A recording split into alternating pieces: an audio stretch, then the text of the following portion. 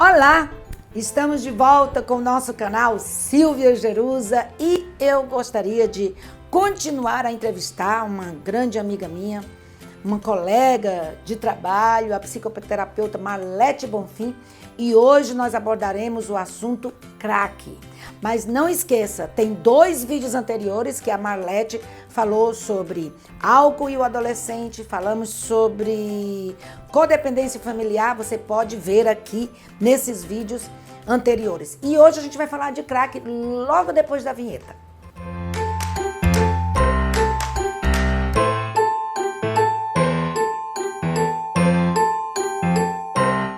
Hoje nós temos no nosso programa a Marlete Bonfim, que é psicoterapeuta, lida com dependência química, já tem muita experiência também em centros de reabilitação, né, Marlete? E ela vai falar um pouco pra gente sobre essa droga que é uma peste no Brasil, que virou uma febre e que a gente, principalmente quem mora em São Paulo, tem sido surpreendidos pela grande quantidade de pessoas que são viciadas em crack.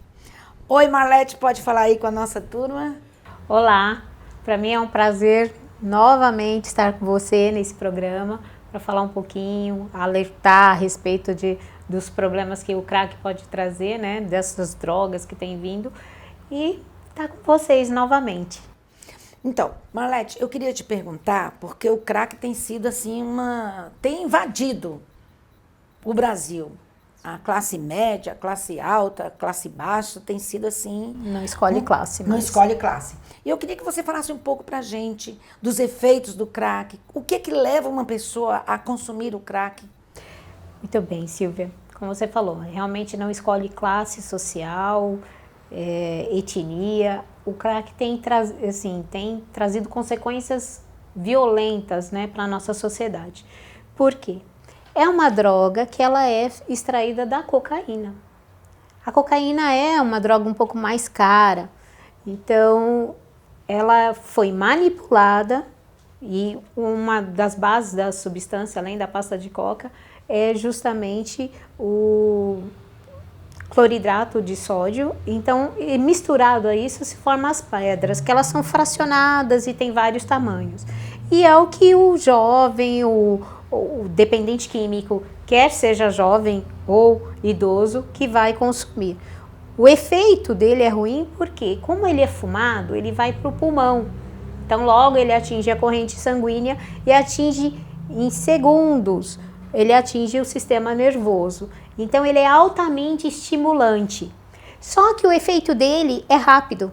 Ele leva alguns minutos no sistema nervoso. Então, é o que causa, o que pode deixar uma pessoa dependente, porque ele fica completamente estimulado e logo o efeito passa.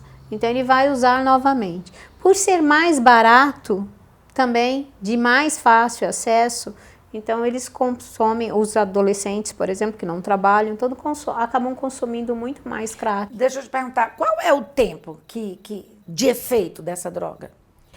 Olha, é mais ou menos uns 10 minutos mesmo do efeito dela. Vai depender assim, de quanto que a pessoa está fumando, por isso que em alguns casos a pessoa acaba fumando, vai comprar, recebeu o dinheiro e pagamento, vai comprar e compra várias pedras e fica fumando uma atrás da outra por conta do efeito ser muito rápido. Quais são os efeitos? A pessoa dos efeitos. Alguns dos efeitos são alucinação, a pessoa fica estimulada assim, ela sente muita adrenalina, né, eleva a adrenalina dela, ela fica sobre esse efeito de muito estímulo e tem essa sensação de euforia por conta desse estímulo elevado. Mas com ele vem as alucinações.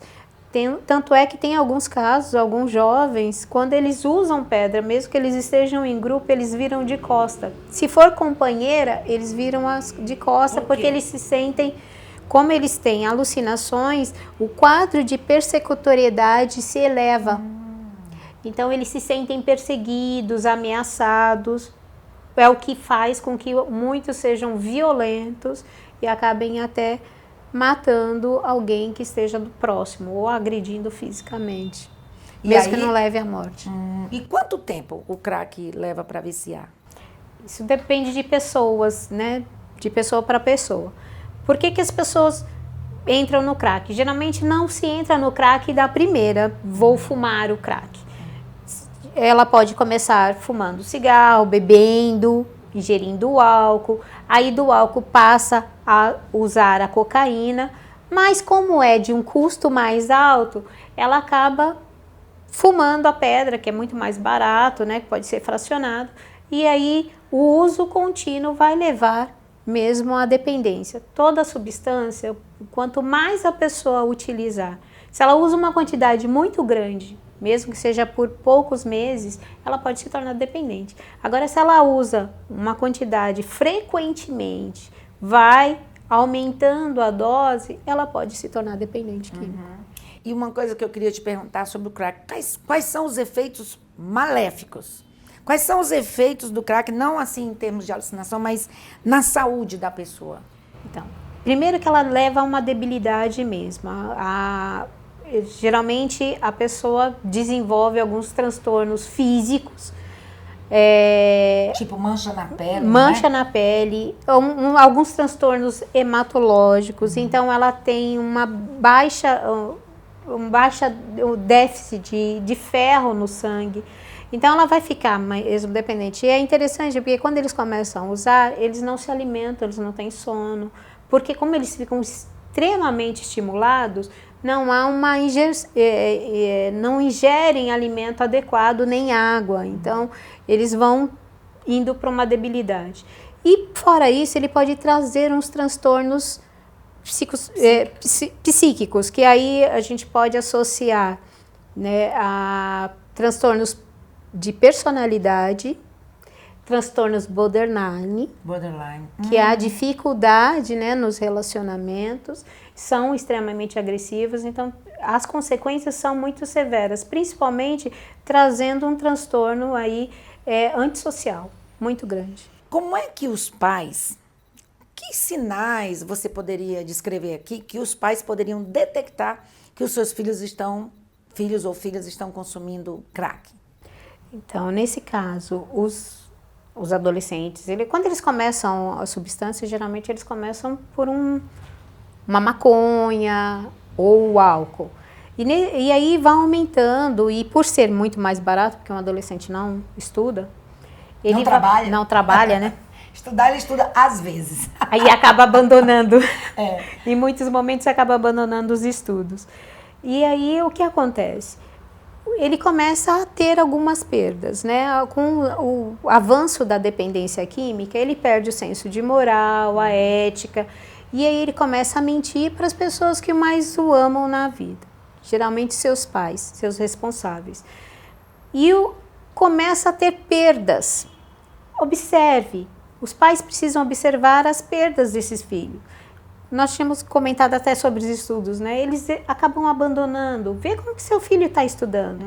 Ele muda o comportamento, ele apresenta insônia, ele apresenta irritabilidade. Perda de peso. Perda de peso acentuado, porque com o uso abusivo do crack, a pessoa não tem apetite, ela não tem os cuidados básicos necessários. Ela não come, ela não dorme. Muito também não vai cuidar da higiene pessoal, ela vai acabar, volta, às vezes quando sai de casa, passa uns 2 dias fora, ela volta com chinelo no pé ou às vezes descalço completamente, sem asepsia, precisando fazer uma asepsia, precisando de uma boa alimentação e uma boa noite de sono. Em alguns casos precisa passar por um ambulatório primeiro. E uma coisa que eu ia te perguntar, a recuperação. Você que já lidou com casa de recuperação, casa de reabilitação, como é que é a recuperação? Quais são os passos de uma recuperação? Eu estava lendo sobre isso e os teóricos e as pessoas que trabalham com dependentes químicos disseram que mesmo que a pessoa não queira, vale a pena você obrigar a pessoa a ir para um centro de reabilitação. Silvia, nesse caso... No caso do crack, entendeu? Exatamente. Porque é uma doença que ele não tem motivação, ele não tem força forças, não tem forças. Não tem forças para sair sozinho. Nós temos casos, nós podemos estudar e tem a literatura extensiva na questão de quantos que passam por vários tratamentos, às vezes por várias internações. Mas nesse caso, o que foi detectado realmente é muito difícil para sair. E o dependente de crack, ele não pode ter apenas uma veia de tratamento. Na verdade, tem que ser multidisciplinar, tem que contar com a ajuda da família e muitas vezes ele vai passar por várias internações. Mas é interessante que quando ele está sob o efeito da síndrome de abstinência, ele precisa sim. Ele precisa ser pelo menos internado, ambulatorialmente ele precisa ser atendido. De que aí varia para ele passar pelo processo de desintoxicação, que leva aí de 20 a 45 dias. Quais pelo são menos. as síndromes de abstinência? Quais são os sintomas? Bom, os sintomas são dores físicas, uma ansiedade muito grande, pode entrar no processo de depressivo. Às vezes a alucinação acompanha, porque tem a síndrome de abstinência, que ela é continuada ao efeito da substância. Então ele pode ter alucinação, se sentir perseguido, tem muitas dores físicas e tem fisicamente ele fica mais fragilizado também. E a dor, como é uma dor interna, é muito forte. Muitas vezes ele vai usar a substância para retirar esses sintomas de abstinência. Fica completamente, o quadro é muito similar a um transtorno de personalidade antissocial.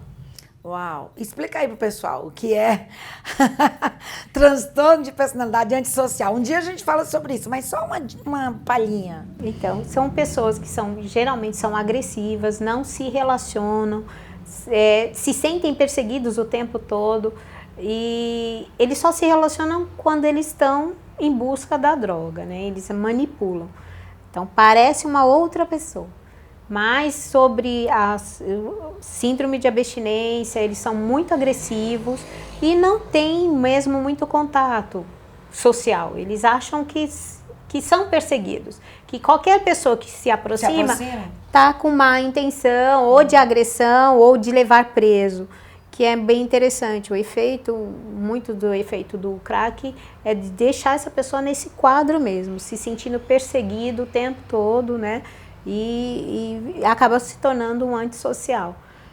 O que eu observo é que aqui em São Paulo, onde a gente está gravando esse programa, o governo desistiu. Você concorda comigo?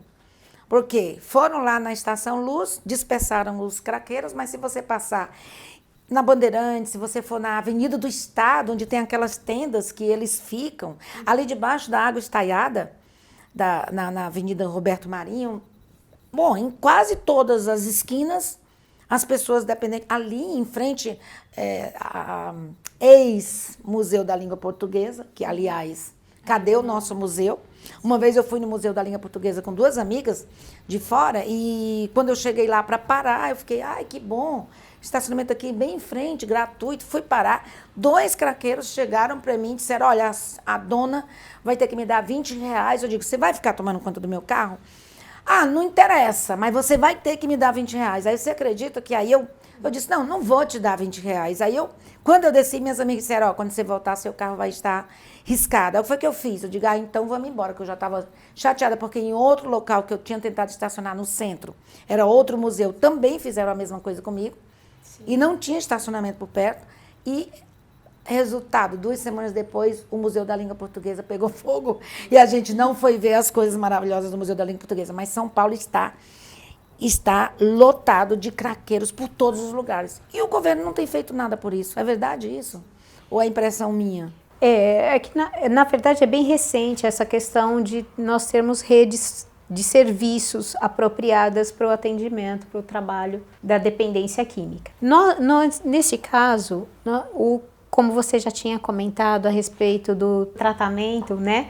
Como que pode ser, quais são os passos? O tratamento da dependência química na questão do crack, ela tem que ser multifatorial. Então, um tratamento isolado, ele não vai fazer tanto efeito. Às vezes o jovem vai passar, ou o dependente vai passar por 30 internações. E aí todo mundo desiste, como você falou assim, às vezes o governo também vai desistir. Mas ninguém sabe, pode ser que na próxima ele pode associar tudo que ele já aprendeu ou vivenciou no processo de tratamento e ser o start que precisava. Ele vai associando as informações e o tratamento. Hoje, na rede pública, teria que ter um custo muito alto, investimento nisso, de possibilidade de tratamento. Não fechar só numa terapia, ou só o grupo, ou só um atendimento ambulatorial. Nós temos que nos cercar de vários processos profissionais, porque é um trabalho, Silvia, o tratamento com dependência do crack em específico é muito difícil, é doloroso para todas as dependências, mas na questão do crack, ela precisa ser estruturada e planejada. Então você tem que estar sempre planejando, vai haver alguns momentos que vai haver a recaída, o que a gente precisa transformar, essa recaída em lapsos, né? Aprender que, olha, eu estava indo, fiquei internado um tempo, depois eu comecei a fazer o tratamento e estou seguindo numa psicoterapia, mas aconteceu um episódio na minha família e eu não resisti. Que é interessante, por isso que a família precisa participar. A família e o Estado precisa participar. E não só as redes particulares, né? No caso de clínica, ou a terapia particular, mas precisa ser uma rede mesmo. Porque é isso que eu ia te dizer. Auxiliando. Eu pessoalmente acho muito caro, porque tem que procurar psicoterapeuta, tem que procurar psiquiatra, assistente social. E eu acho que o governo deveria entrar nessa, junto com a família. Uma pergunta, não sei se você é familiar com a CAPS. O CAPS, você acha que funciona nesses casos de crack, principalmente? Olha, só o CAPS não funciona. Se o dependente for só no CAPS, não, ele precisa dessa rede. Ele precisa que a família vá buscar informação, que a família participe de grupos, aí como no caso do Naranon, ou no Amor Exigente, que a família conheça isso para auxiliar. Porque senão, se esse indivíduo ficar sozinho, ele não vai ter forças o suficiente. Você falou assim, a rede pública ela tem que ter o psiquiatra, ela tem que ter o médico, porque como eles ficam muito debilitados fisicamente, né? Por conta do abuso da substância, eles também vão precisar do acompanhamento médico. Às vezes de uma entrevista, Silvia, uma entrevista motivacional, que mostre quais os riscos, né, o que ele está passando para trazê-lo para o tratamento. Tem que ser multifatorial mesmo. Nós precisamos ter uma rede. Quanto mais pessoas informadas, quanto mais grupos aparecerem, realmente a gente pode cair nessa questão, como você falou, do alto custo, que é o tratamento. Se ficar dependendo só da clínica, realmente fica um alto custo, porque você precisa de uma equipe multidisciplinar para trabalhar isso, para auxiliar ele, porque em alguns momentos a terapia vai ser muito importante, mas ele vai ter que ter os outros processos, ele vai ter que passar pela farmacoterapia, então ele vai precisar de medicamentos que diminuam essa síndrome de abstinência, essa ansiedade que ele desenvolve com a síndrome da abstinência, para que ele consiga ir lidando com outras questões e vendo os fatores que podem ser fatores de proteção. Legal. Olha, gente, eu quero agradecer muito a tua presença, teu expertise, creio que vai ajudar muita gente. E nós vamos deixar se você permitir, o seu telefone, seu Facebook, como que as pessoas podem entrar em contato com você. Ela atende em Taubaté. E eu queria deixar aqui uma dica, um conselho para os pais. Olha como é difícil. Então, que a gente possa fazer a prevenção. Que o pai, a mãe, o cuidador, os cuidadores, comunique-se com o seu filho, conheça as emoções dele, do seu filho e da sua filha. Tente ter uma família direcionada para o outro, para que você possa prevenir. Porque se você não for, já disse isso algumas vezes em outros vídeos, se você não for amigo do seu filho, o traficante será. Ou da Com sua certeza. filha. Então, é muito importante a presença da família, a unidade familiar, eu diria o sistema familiar, para que nós possamos prevenir que jovens e que agora se tornaram adultos caiam nessa armadilha do consumo, eu diria, das substâncias químicas. Muito obrigada, Marlete. Foi um prazer ter com você com a gente e eu tenho certeza que foi de muita ajuda para as pessoas. Você quer se despedir do pessoal? Eu que agradeço, Silvia. Foi um enorme prazer para mim, porque é um desafio. A gente atende, vai trabalhando, vai buscando se especializar, mas a gente precisa realmente buscar informação. E essa porta, esse vídeo que você está lançando, é uma porta. É mais uma porta, mais uma possibilidade das pessoas se informarem. Continuem se informando. Questione tudo que se passa, o que vocês ouvem. Vão atrás de informação. Família, pai, é muito importante que você esteja presente na vida do seu filho. Como eu disse bem a Silvia, se o pai não for o amigo, o traficante vai ser.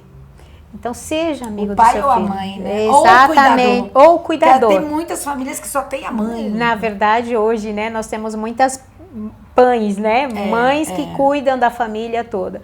Então, busque informação, se aproprie disso, perceba o seu filho. Ele vai dar indícios de que ele está mudando o comportamento. Então, é hora de olhar para ele, é hora de colocar limites, é hora de buscar informação e buscar ajuda. Ótimo. A gente vai ficando por aqui e nos próximos vídeos nós falaremos de outros assuntos que tenho certeza que vão ser importantes para a sua vida. Se você gostou desse vídeo, põe um like nele, se inscreve no nosso canal e, como eu sempre peço em todo fim de vídeo, ajuda a gente na divulgação. Principalmente esse sobre dependência química, que eu tenho certeza que vai ser de muita ajuda para muitas pessoas. A gente se vê no próximo vídeo.